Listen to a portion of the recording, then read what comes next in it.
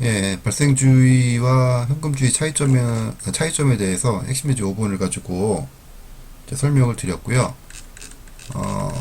다음 핵심 예제 6번을 가지고요. 몇 페이지나, 예, 31페이지 핵심 예제 6번을 가지고 어, 앞에서 말씀 못 드렸던 손익 항목과 재무 항목의 결산 수정 분계의 사항을 좀 직관적으로 설명을 좀 드려볼게요. 핵심 예제 6번의 경우는 제가 뒤에서 보시면 아시겠지만 각 그 회계순환 절차대로 해답을 다 나왔습니다, 지금. 그래서 뭐 제가 뭐 따로 이렇게 설명드릴 부분들은 크게 없는데 한번 일단 볼게요. 자, 12월 1일부터 12월 31일 거래가 있는 거고요. 이렇게 거래가 있고, 자, 물음들도 이제 그 절차대로 이제 물어보고 있습니다. 각 일자별 거래를 분개해라. 쭉 분개하시면 되죠. 그 다음에 깜짝 놀랐네. 자, 물음 2번은 전기해라. 그죠? 저는 분개를 두 번, 물음 1번하고 물음 2번 둘 다 분개를 하라는 줄 알았습니다. 자, 어쨌든 물음 1번은 분개를 하라는 얘기고, 다음 물음 2번은 전기를 하라는 얘기죠. 그 다음에 물음 3번은 수정전 치산표를 작성해 봐라. 그죠? 그 다음에 물음 4번은 이제 앞서 공부하셨던 내용하고 여기 이제 핵심주제 6번을 가지고 공부하게 되는 결산 조정 사항에 대해서 수정 분계를 해봐라 이런 얘기고, 다음 물음 5번은 12식 정산표를 작성해 봐라 뭐 이런 얘기입니다. 자, 다음 페이지에 보시면 자, 물음 1번에 대해서 해답이 있죠. 해답 각 일자별로 분계를 쭉 했습니다, 지금. 그래서 1번 12월 1일 날 현금 200만 원, 그다음에 자본금 200만 원 이런 식으로 쭉 이제 분계를 지금 제가 해놨고요. 자, 그 다음에 전기를 해야 되죠. 전기 원장에 전기를 하는데, 자, 현금만 하나 볼까요? 현금. 자, 12월 1일 날 보시면 현금이 200만 원 증가했죠. 그죠? 그러면 여기 현금 계정 과목이고 200만 원이 증가했으니까 왼쪽에 기록하셔야 되죠. 200만 원 이렇게 기록하시고 증가한 원인을 계정 과목으로 쓰시는 거죠. 자본금 때문에 현금이 200만 원 증가했다. 출처가 이루어졌다. 이런 이야기가 되겠습니다. 자, 그 다음에 당좌예금 12월 2일날 여기 또 있네요. 자, 보시면 이번에는 현금이 대변에 있네요. 현금 계정 과목이, 즉 현금이 40만원 감소했다는 얘기죠. 그럼 여기 현금의 그 오른쪽에 감소 원인을 쓰는 거니까, 자, 소모품 40만원 이렇게 쓰시면 되죠. 12월 2일 소모품 40만원, 현금이 40만원 빠졌는데 빠진 이유는 소모품 때문이다 이런 얘기가 되는 거고, 자, 12월 4일 날은 현금이 60만원 늘어났죠. 늘어난 이유는 서비스 매출이 있었습니다. 60만원만큼. 여기다 이렇게 이렇게 써주시면 되죠. 매출 60만원 이렇게. 자, 그 다음에 12월 10일 날 보시면 단기 대여금 50만원 있고요. 현금 50만원 있습니다. 즉 50만원만큼 빌려줬네요. 여기 있죠. 50만원만큼 어쨌든 현금은 나갔습니다. 받았습니다. 그 다음에 12월 18일 날은 현금 100만원이 들어왔고요. 들어온 이유는 이번엔 100만원을 빌렸네요. 그래서 단기 차입금 100만원 이렇게 기록하시면 되고요. 어쨌든 현금은 100만원 늘어났습니다. 자, 그래서 이렇게 왼쪽 차별 쪽에 기록을 하시면 되고요. 그 다음에 12월 22일 날은 매출채권이 회수되면서 현금 20만원이 들어왔고요. 그 다음에 12월 31일 결산일에는 급여 주면서 현금이 50만원 빠졌습니다. 그래서 각각 이렇게 오른쪽과 그 다음에 왼쪽에 기록을 해주시면 됩니다. 자, 매출채권이라고 쓰셔도 됩니다. 어차피 나중에 합쳐지니까 이제 외상매출금이라고 썼네. 자, 외상매출금 쓰셔도 되고요. 매출채권 쓰셔도 됩니다. 상관없어요. 나중에 합쳐지니까.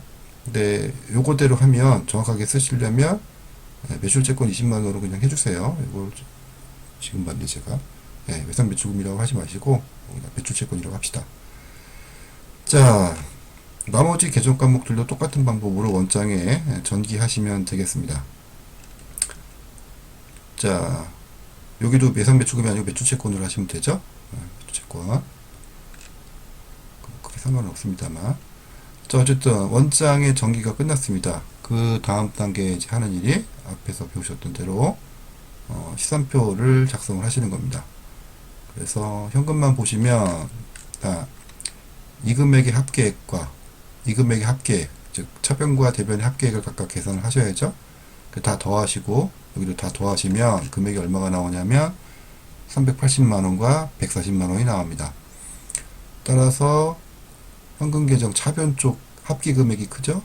따라서 잔액은 차변에 남게 되고요. 240만원만큼 잔액이 표시가 됩니다.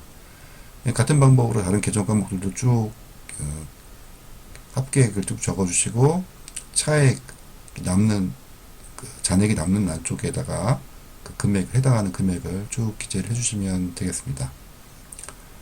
자, 그 다음에 확인하셔야 되는 거 시산표는 합계액들을 가지고 기록상에 오류가 있느냐 없느냐를 판단한다고 말씀을 드렸습니다.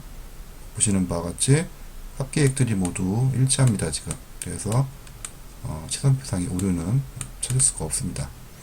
다시 한번 말씀드리지만 양쪽에 동일한 금액 예를 들어서 10만원 10만원이 들어간다거나 혹은 양쪽에서 10만원이 빠진다 라고 하면 어쨌든 양쪽의 금액은 같기 때문에 왜 같아요?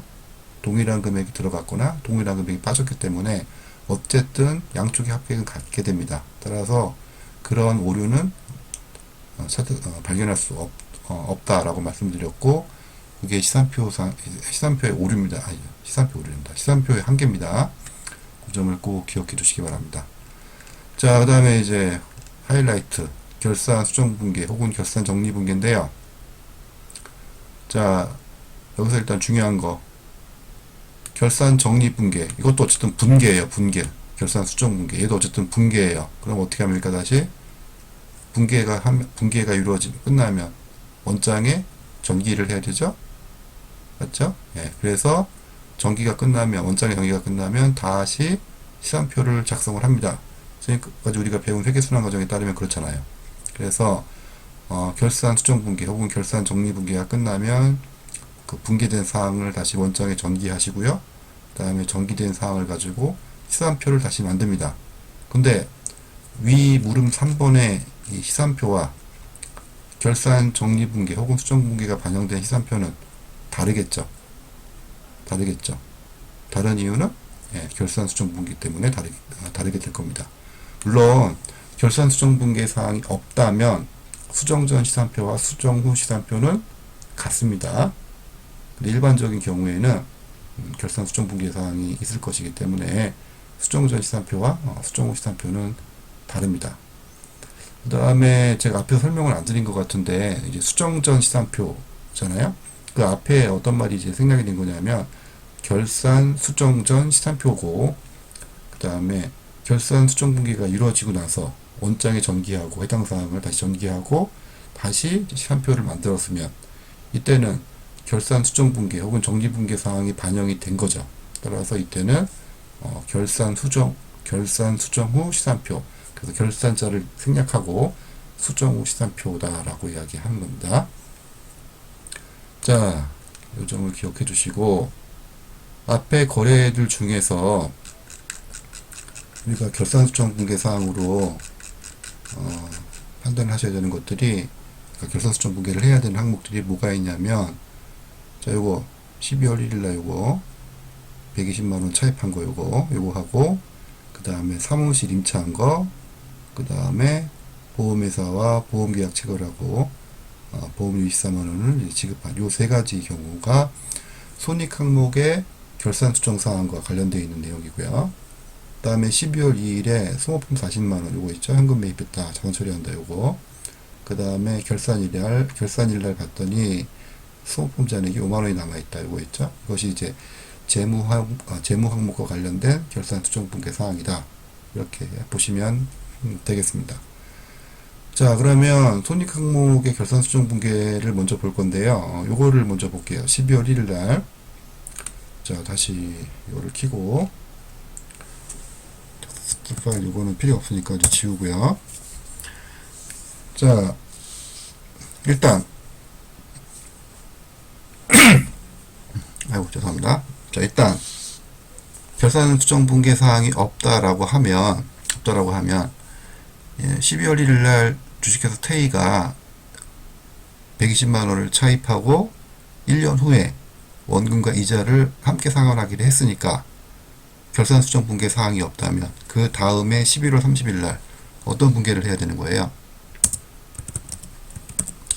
11월 30일 날 일단 어떻게 돼요? 차입금, 단기 차입금이라고 해야 되나? 자, 단기 차입금이 얼마가 나요? 120만 원이 없어져야 되겠죠? 갚았으니까 부채 감소. 자, 그 다음에 이자 비용은 120만 원 곱하기 12% 하시면 14만 4천 원이 나올 겁니다. 그래서 14만 4천 원. 그죠? 네. 그 다음에 이 금액의 합계액들만큼 현금이 나가는 거죠. 얼마예요, 이게 지금? 134만 4천 원인가요? 이렇게 지금 이렇게 되는 거죠? 네. 네. 자, 근데 여기 한번 보세요. 지금 이자 비용이 이제 문제인데, 여기 보시면 14만 4천 원은 12개월 이자 총액이 되는 거죠. 그죠? 네. 자, 그런데 문제는 뭐냐 하면 11개월만 요 해에는 11개월만 이 차입금을 사용해서 썼고 그에 대한 대가로 이자 비용을 줬는데 12개월치에 대한 이자 비용을 준 거죠. 다시 말해서 11개월치에 대한 이자 비용만 지불하면 되는 건데 지금 12개월치에 대한 이자 비용이 계산이 되면서 한 달치 이자 비용이 과다 계산이 된 거죠. 한 달치 이자 비용은 그렇죠. 이때 12월 1일부터 12월 31일까지 그 한 달치 이자 비용은 이 해에 연도가 없으니까 좀 그런데 요 다음 해를 우리가 2021년이라고 할게요.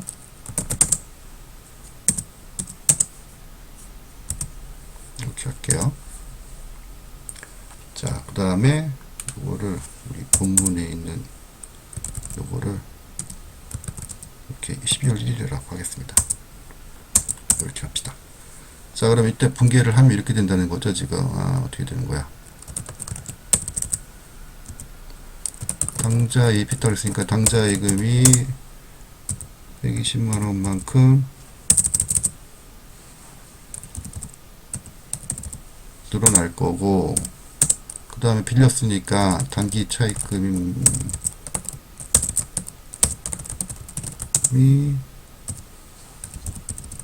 이렇게 늘어나는 거죠, 지금. 부채가 120만 원만큼 늘어납니다. 자, 그런데 지금 이제 논의의 쟁점은 뭐냐 하면 12월 30일 결산일 날 아무런 수정 붕괴를 안 하게 되면 원금과 이자를 함께 상환은 1년 후에 2021년 11월 30일 날 한꺼번에 나간다는 거잖아요, 지금. 한꺼번에. 자, 근데 지금 제가 말씀드리는 건 뭐예요? 2021년에는 1월부터 11월까지, 즉 11개월에 대한 이자만 부담하면 되는데 12개월치, 즉 총 14만 4천 원을 부담하기 때문에 비용이 2021년도 비용이 12,000원만큼, 즉 한 달치 이자 12,000원만큼 이자 비용, 즉 비용이 과대 계산된다는 문제가 있습니다. 그죠? 네. 근데 아까 제가 말씀드렸던 거 다시 한번 떠올려 보세요. 손익 항목들은 단기 경영 성과만 반영되도록 조정하는 게 원칙이라고 했어요. 왜 그럴까요? 손익계산서에 저희가 그렇잖아요. 손익계산서에 저희가 단기 경영 성과를 보여주는 재무제표가 손익계산서잖아요. 그죠? 예. 따라서 아무런 수정 분계를 2020년 12월 30일 안 해주게 되면 경영성과가 왜곡되는 문제가 발생하게 됩니다. 그죠? 여기 2021년도에는 비용이 과하게 계산되는 거고 2020년도에는 이자 비용 때문에 비용이 과소 계산되는 겁니다. 그래서 안 되는 거죠. 그래서 적정한 기간 배분, 손익의 기간 배분이 이제 필요하게 되는 거고요. 자, 그래서 1년치 이자, 즉 2020년 1월 1일부터 2020년 12월 31일까지 한 달치에 대한 이자를 2020년도에 인식하는 한 달치 이자를 2020년도에 인식하는 수정 분계를 해주셔야 됩니다. 자, 그래서 수정 분계는 어떻게 하냐면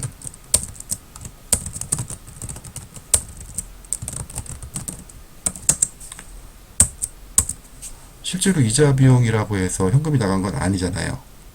그죠? 이자 비용이라는 비용만 2020년도 단기에 인식을 하는 거죠. 따라서 이자 비용 이렇게 하시면 되죠. 한 달치 이자는 1년치 이자가 144,400원이고 한 달치 이자는 나누기 12개월 하시면 되죠. 따라서 얼마냐면 12,000원이네요. 자, 그 다음에 뭐 복식북이니까 12,000원 이렇게 똑같이 쓰면 되고. 자, 적정한 계정가 뭘 모르십니까 이때? 앞에서 우리 한 것 같은데. 그렇죠. 부채로 인식하는 거죠. 부채로. 미지급, 이자 비용 이렇게 결산 수정 분계를 해주시면 되겠습니다. 됐죠? 자, 그러면 요거는 이제 2021년 11월 30일에는 결산 수정 분계 사항이 이제 반영이 됐으니까 2021년 11월 30일에는 어떤 분계가 이루어지게 되는 거예요. 그러면 이때 일단 그냥 이걸로 할게요. 일단 현금은 총 134,400,000원이 나가는 게 맞죠. 그 다음에 단기 차입금 원금을 상환하는 거니까 120만원이 나가는 게 맞고요. 그 다음에 부채를 일단 떨어야죠. 지금 다 한꺼번에 상환하는 거니까. 따라서 이 미지급 이자 비용 이거를 없애주려면, 장부상에서 없애주려면, 오른쪽 대변에 있는 얘를 없애주려면, 예, 차변 쪽에 그냥 써주면 되죠. 그대로 복사해서 이거 붙여주면 되죠. 예, 좋네. 이거는 붙여주시면 돼요.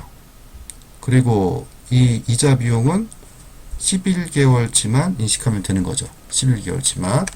따라서 11개월치가 얼마야? 144,400,000원에서 12,000원 빼주면 132,000원이네요. 132,000원. 이것만 바꿔주면 되겠네요. 1,000원. 이렇게 하시면 됩니다. 따라서 2021년 원금과 이자를 상환하는 2021년 11월 30일에는 이런 분계가 이루어질 겁니다. 되셨죠? 네, 이 사항은 꼭 기억을 해 두시기 바랍니다. 자, 다시 한번 강조드리는데 손익 항목들의 결산 수정 분계 원칙은 단기 경영성과만 반영되도록 조정 혹은 수정하는 것이 원칙이다라는 것을 꼭 머릿속에 넣어 두시기 바랍니다.